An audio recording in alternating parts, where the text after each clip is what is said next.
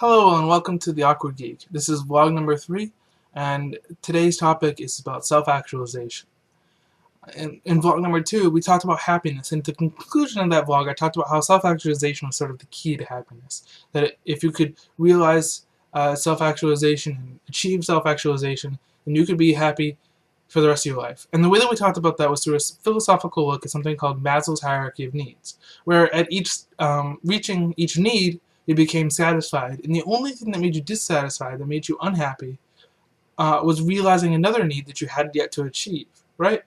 And self-actualization was the pinnacle of that. That was the top of Maslow's hierarchy. So if you could achieve that, then there were no other needs for you to realize, which made it a very stable, solid concept to look at for lifelong happiness. We talked about satisfaction and how satisfaction is a type of happiness, and we also talked about how if you could have a happiness that was based on the term of your life, and so long as you were alive, you were happy, and that would be the ultimate sort of satisfaction you could reach, because as long as you're happy, you're good, and once you're dead, it doesn't matter. And in today's vlog, I'm going to talk about how self-actualization is essentially what life is, that it essentially is life purpose. And if we can connect those two things, then we have sort of evidence which supports this philosophical view of Maslow's hierarchy, and gives strength to the theory or the thought that self-actualization is essentially the key to the most stable kind of happiness that you can have. Now, in order to look at self-actualization, we need to first disassociate it from something that is commonly misperceived as, and that's identity. A lot of people will often think of self-actualization and be like, oh, I'm already self-actualized. I know who I am. I know what I want. And they do that because there's this process known as identity, where in our teenage years and as young adults, we explore various things about, like, what do we like? What do we want to wear? What do we want to listen to? What are we attracted to? And all those concepts create this sort of self, this identity that we use to interface with the world. Our identity is essentially our external face to the world. It is how the world sees us. And it creates in us a sense of confidence with which we can use to advance ourselves. And so it's very important for us to create our identity. But it's also important to realize that our identity is not self-actualization. Identity is a superficial look at things. And that's not in the bad sense that superficial can be a negative term, but it just means that it isn't very deep, that it's a very external prospect. I think the best way to explain this, the best way to look at the differences between self-actualization and identity, is to give you a story I sort of came up with. Now, in the story, we have a kid, and he's a very intelligent kid. He's very bright, and he loves to read.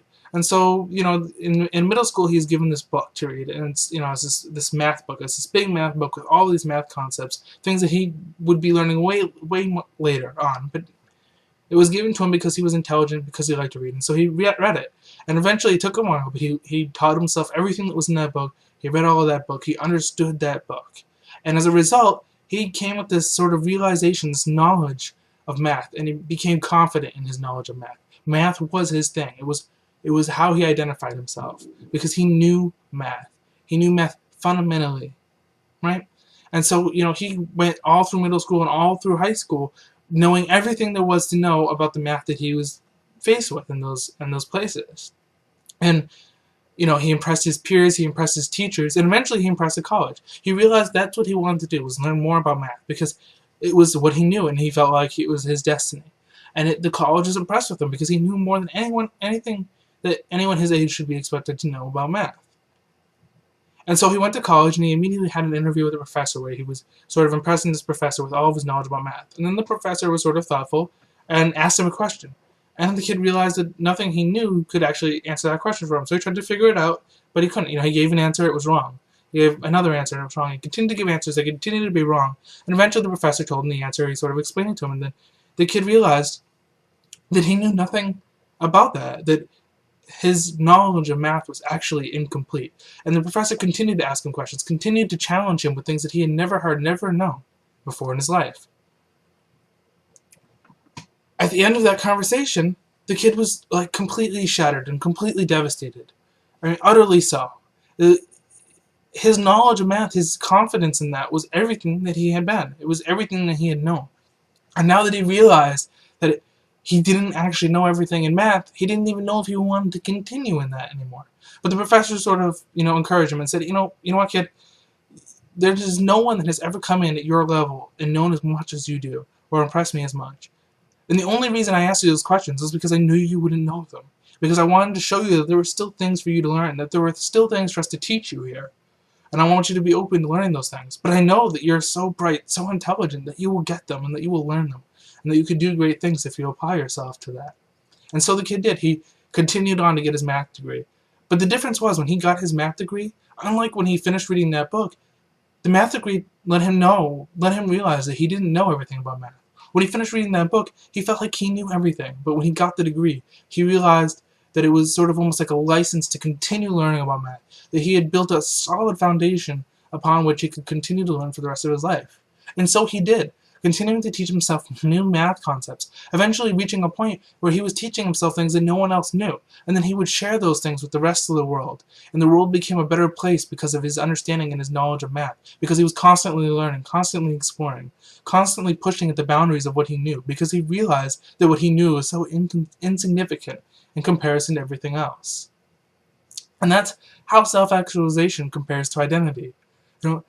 Identity is sort of like this we know ourselves feeling. It's a very confident thing. But self-actualization is the realization that we don't know everything about ourselves. That what we know about ourselves is so minuscule in comparison to what there is to know.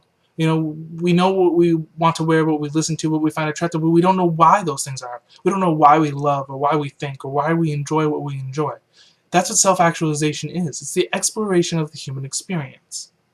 And the human experience is something that art tries to talk about. And those are the topics that art talks about: love and joy and why those things are and why we like them and those sorts of things. Art is filled with whys about humans and the things that humans do and the experience of being human. And that is essentially what self-actualization is exploring that. Is exploring what it means to be us, it means to be you. And since we're people, since we're humans, that is essentially the exploration of the human experience. And the human experience is life. That is our purpose in life.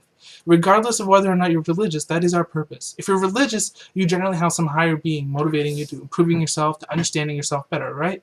But if you're not religious, you're more free to sort of choose your purpose.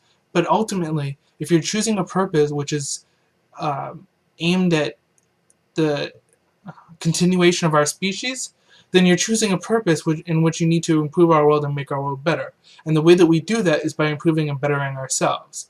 If we can improve and better ourselves as individuals, then we can make the world better through our understanding. And that's essentially what our purpose in life is. If we want to continue this world, if we want to please the higher beings that created us, then we need to explore what it means to be us. We need to explore what it means to be human. And so life purpose is human experience. And human experience is self-actualization. Self-actualization is the exploration of human experience. Now, I sort of teased you in the last vlog with happiness, and I said that this is the key to happiness, but we're going to talk about it in the next vlog. And in this vlog, I'm sort of teasing you again, because this vlog is all about the human experience. I've already talked about that, right? But if this vlog is all about the human experience, then all of the vlogs that I'm going to talk about are actually about self-actualization. And so you're not going to be self-actualized just by watching this vlog. I can't do that for you.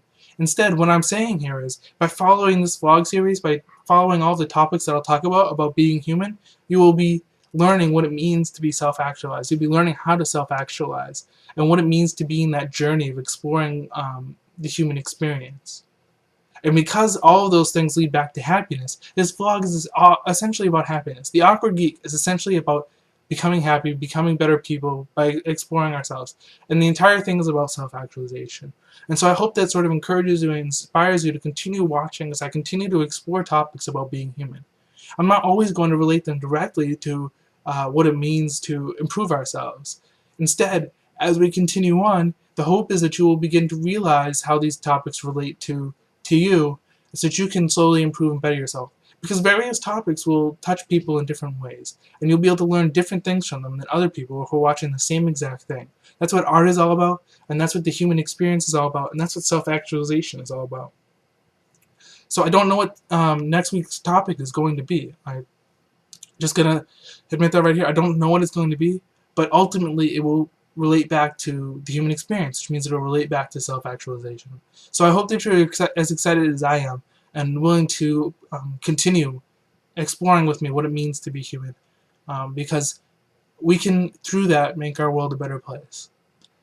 So that's it for this week, and thank you for watching. I hope you'll tune in next week as we talk about some particular topic which relates to the human experience, which relates to self-actualization and being happy. Thank you. Goodbye.